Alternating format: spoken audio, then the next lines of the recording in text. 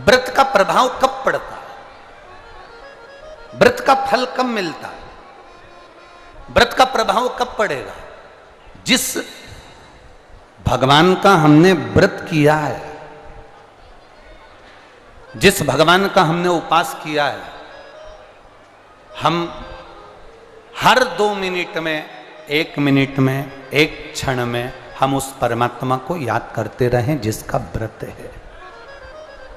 21,600 श्वास मनुष्य के शरीर से प्रतिदिन निकलती है। कितनी श्वास? 21,600 श्वास मनुष्य के शरीर से प्रतिदिन निकलती है। 3.5 करोड़ रोम छिद्र ये मनुष्य के शरीर में है और 21,600 श्वास प्रतिदिन निकल रही है।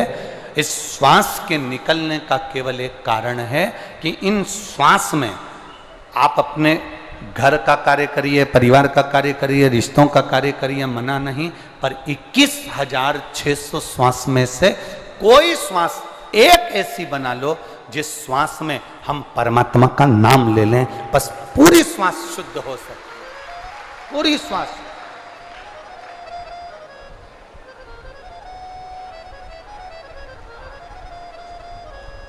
एक व्यक्ति ने प्रश्न किया था,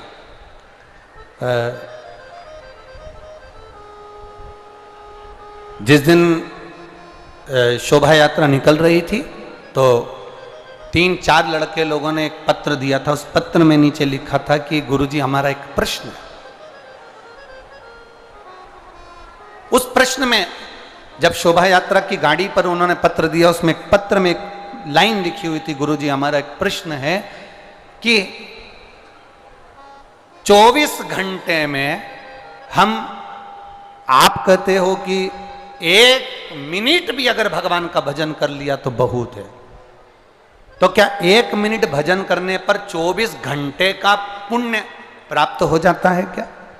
हम उनसे इतना सा कहना चाहेंगे, हमारे यहाँ का शास्त्रों का, वेदों का, हमारे शास्त्रों का विधान है, भंडारे में इतनी सारी नुक्ति बनती है, भंडारे में इतना सारी पूड़ी बनती है, भंडारे में इतनी सारी सब्जी बनती है, क्या वो पूरी की पूरी सब्जी उठकर, पूरी की पूरी पूड़ी उठकर, पूरी की पूरी नुक्ति उठकर क्या भगवान के सामने जाती है? जम के बोलो जरा। नहीं जाती। कितनी जाती है? एक थाली में लगकर थोड़ा थोड़ा थोड़ा जाता है, भोग लगता है, वापिस आता है, और जो बहुत सारा भोजन है उसमें उसको डाल दिया जाता है। उसी तरह 24 घंटे अगर आप भजन नहीं कर सकते, 1 मिनट अगर आपने भजन करा और उसमें आपने थोड़ा सा पुण्य कमा लिया, तो आपका वो पुण्य 24 घंटे के उस तबेले में डाल दिया जाता है, जिससे सब वो पुण्यमय हो जाए। 1 मिनट का पुण्य आपका जीवन सफल हो। शास्त्र कहते हैं 24 घंटे भगवान का भजन करो। कोई करता है क्या? अरे बोलो तो जम के, कौन करे?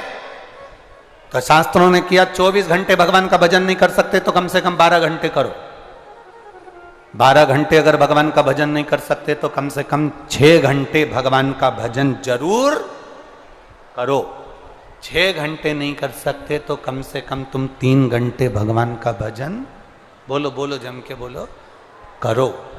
3 घंटा नहीं कर पाओ तो कम से कम 1.5 घंटा भगवान का भजन, बोलो जम के बोलो जरा, करो।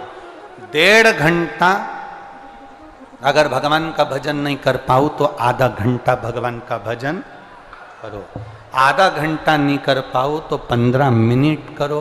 15 मिनट नहीं कर सकते तो कम से कम 5 मिनट भगवान का भजन करो। 5 मिनट नहीं कर सकते तो कम से कम 2 मिनट भगवान का भजन करो। 2 मिनट नहीं कर सकते तो कम से कम 1 मिनट भगवान का भजन करो। और 1 मिनट भी अगर भजन नहीं कर सकते तो चुल्लू भर पानी में डूब मरो।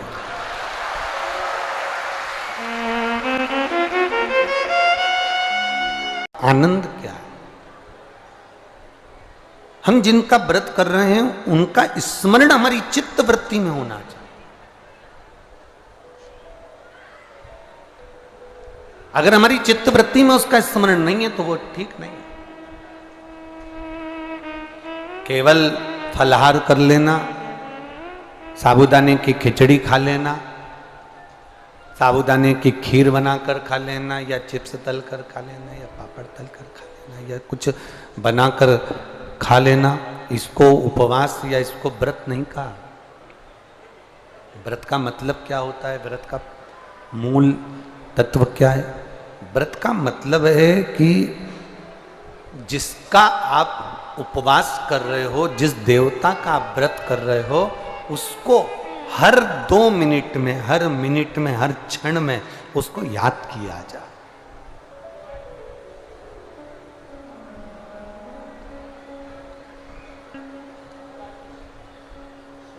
हरतालिका तीज का व्रत करती हो माताएं? कौन कौन करता है? जरा हाथ उठाओ तो। करते हो? रखो। हरतालिका तीज का व्रत करने वाली माताएं कई ऐसी होती हैं, कई के मन में ऐसा आता, आज मेरा व्रत है, मन नहीं लग रहा, शरीर ठीक नहीं, टीवी चालू करके बैठ गई, शरीर ठीक हो गया, मन ठीक हो ना, इसको व्रत नहीं कहा। हरतालिका तीज का व्रत हो, कुछ नहीं खाते, कुछ नहीं पीते, व्रत करते हो, शिव जी के पूजन की तैयारी करते हो, फुलेरा का दर्शन करने जाते हो। जाते हो आप लोग फुलेरा दर्शन करने के लिए? जहां पर भी कितनी जगह जाते हो? 5 जगह पर कहीं फुलेरा बंधा हो हरतालिका तीज के दिन।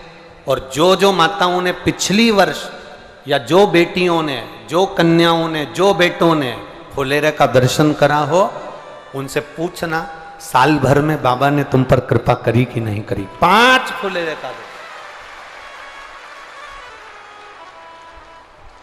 हरतालिका तीज के दिन जो फुलेरा बनता है, 5 घर जाओ जहां फुलेरा बंधा है, वहां दर्शन कर जाना चाहिए। तुम्हारा व्रत नहीं है तो भी जाओ, व्रत है तो भी दर्शन करो, पर फुलेरा का दर्शन करो। जिन जिन के यहां फुलेरा बनता है, आपका व्रत नहीं है, आपके पति से कहो जरा गाड़ी उठाओ, मेरे को फुलेरा का दर्शन करना चाहना। अगर पास में है तो पति से कहो चलो रात का समय, क्योंकि फुलेरा की पूजन रात को, तो चलो हमारे साथ में जरा पैदल पैदल। मोहल्ले की 4 माताएं, 5 माताएं, 5 बेटियां, 10 बेटे इकट्ठे होकर फुलेरा का दर्शन करने चले। हरतालिका तीज का उस फुलेरा का दर्शन जीव का कल्याण करने वाला है। जिन्हें करा उसको मालूम है कि फुलेरा का दर्शन का महत्व क्या है। आप लोग 15 तारीख को जो कथा होगी पुणे सांगवी में, पूना में, आप वो सुनना, उसमें हम वर्णन करेंगे एक एक फुलेरे का, 5 फुलेरे का दर्शन का क्या महत्व, उसका वर्णन पहले भी करा, इस कथा में फिर करेंगे। कह दिया कि मेरा रोग समाप्त हुआ। पार्वती जी ने ब्राह्मण के मुख से सुना, शिव मित्र मिल भी गया, प्राप्त हो गया। हमने एक बात आपको 16 सोमवार के व्रत की वर्णन करी थी। किसी के घर में अगर 16 सोमवार का व्रत हुआ है, हो रहा है, उसके घर में 16 सोमवार का उद्यापन हो रहा है, भूलवश भी अगर आपको मालूम पड़ जाए कि इसके यहाँ 16 सोमवार का उद्यापन है, भोजन करने भले मत जाना, पर उसके घर से थोड़ा सा प्रसाद अवश्य मांग कर लाना कि मुझे दे दो। उस प्रसाद को मुझे, उस प्रसाद, वो प्रसाद,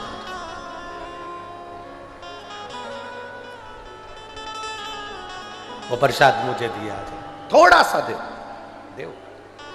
और केवल एक अंजलि में नहीं, भले वो इतना सा प्रसाद दे, पर अंजलि दोनों होना चाहिए। भैया थोड़ा सा इस प्रसाद का भाव दीजिए,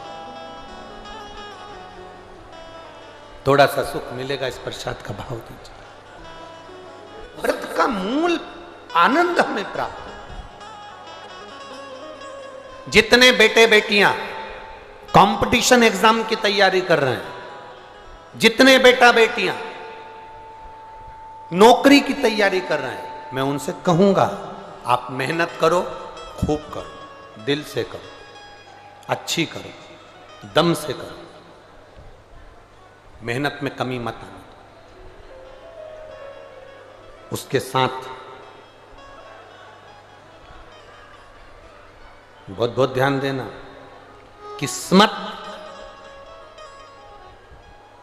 किस्मत मौका देती है।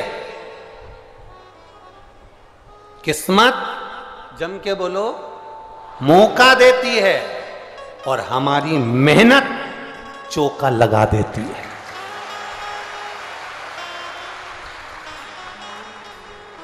मेरा बेटा बेटियों से निवेदन है, अपनी मेहनत पूरी करना। शंकर भगवान करेंगे क्या? तुम्हें मौका देंगे, एग्जाम में बैठने का मौका देंगे, परीक्षा हॉल में तुम अकेले नहीं रहोगे, मेरा देव अधिदेव महादेव तुम्हारे साथ बैठेगा। किस्मत मौका देती है और हमारी मेहनत, स्वयं की मेहनत चौका लगा देती है। हमारे उन्नति की सीढ़ी को चढ़ाने का कार्य हमारी मेहनत करती है। भगवान शंकर तुम्हारे साथ कदम से कदम मिलाकर चलेंगे। ये मत सोचना कि मैंने अगर शिव जी को बेलपत्री लगा दी है या मैंने जल चढ़ा दिया है तो भोलेनाथ लिख के आएंगे ना। लिखना तुम्हें पड़ेगा, मेहनत तुम्हें करना पड़ेगी, कर्म तुम्हें करना पड़ेगा। शंकर भगवान तुम्हारे साथ हैं, हर पल, हर क्षण, हर घड़ी है, हर पल है। से कार्तिकेय से षडानंद कार्तिकेय, तूने मुझे कैसे प्राप्त करा? मित्र ने कहा मैंने 16 सोमवार का व्रत किया था। उस व्रत का विधान क्या है? व्रत का विधान बताया। दिन में ये 16 सोमवार का जो व्रत है, प्रथम सोमवार को अब उठा रहे हैं, सावन के महीने से, बैसाख के महीने से, मार्गशीर्ष के महीने से, जिस महीने से पहले सोमवार से इसको उठाया जाए। सुबह स्नान पूजन अर्चना कर कर बड़े आनंद के समय, दोपहर का तीसरा पहर प्रदोष काल के समय पर शंकर भगवान की आराधना करी जाए, शिव जी का शिवलिंग का पूजन करा जाए। पार्थिव शिवलिंग का निर्माण कर कर पूजन कर लो, चाहे अपने घर में जो शिवलिंग है उसका पूजन कर लो। जिस प्रसाद को बनाओगे उसके 3 हिस्से, भगवान की आराधना, पूजन, अर्चना। एक हिस्सा भगवान को समर्पित कर, दूसरा हिस्सा सबको वितरण कर, तीसरे हिस्से का भाग स्वयं ले। शिव जी का चढ़ा हुआ प्रसाद पूरी रात्रि नहीं रखा रहता। खास तौर से 16 सोमवार के प्रसाद को रात भर कभी मत रखना। हम 7 दिन जो बेलपत्र यहां से आप लोगों को, कई लोगों को देते हैं, 7 दिन में 5 दिन 4 दिन जो बेलपत्र आपको मिलती है, तो ये बेलपत्र हम उससे कहते हैं रात भर नहीं रखना है। इसको मिले, तुम्हारे शरीर में कष्ट है, रोग है, बीमारी है, बड़े से बड़ा रोग है, लीवर किडनी कैंसर तक का रोग है, तुम्हें जो बेलपत्री दी गई है उस बेलपत्री को तुम इसी पंडाल में कहीं ना कहीं बैठकर उसको खाकर बाबा की रज को अपने हृदय से लगाकर कह कर जाना, बाबा मुझे ये रोग है, समाप्त आप करना। जब 3 दिन कथा का बस केवल जो आखिरी दिन होता है, विराम का दिन होता है, वो बेलपत्री नहीं खाई जाती, उस बेलपत्री को तो रखा जाता। बाकी के जो बाकी के दिन की बेलपत्र होती है उसको खाते हैं। रात भर शिव पोथी पर चढ़ी हुई बेलपत्र केवल आखिरी के दिन की, विराम के दिन की बेलपत्र ही केवल लाल वस्त्र में रखने की होती है। बाकी की बेलपत्र केवल रोज की खाने की होती है, उसको रखा नहीं जाता, खाया जाता।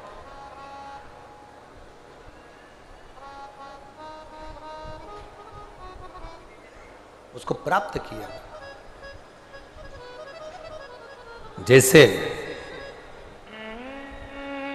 अशोक सुंदरी पर चढ़ी हुई पीपल के वृक्ष की, पीपल के पत्ते की अग्रभाग अगर शिव जी की अशोक सुंदरी की ओर स्पर्श करा हुआ, कितना भी दमाओ, कितनी भी श्वास की बीमारी हो, फेफड़े कितने भी कमजोर हो गए, उस पीपल के पत्ते का अग्रभाग हमारे उस श्वास को ठीक करती, दमा को ठीक करती। अशोक सुंदरी था इसमें।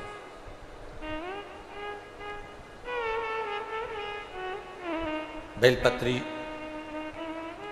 अब ब्राह्मण ने पूछा कि तुमने मुझे प्राप्त कैसे करा? का बता दिया, ऐसा ऐसा व्रत है, उसको करो। 17वें व्रत में इसका उद्यापन कर दो।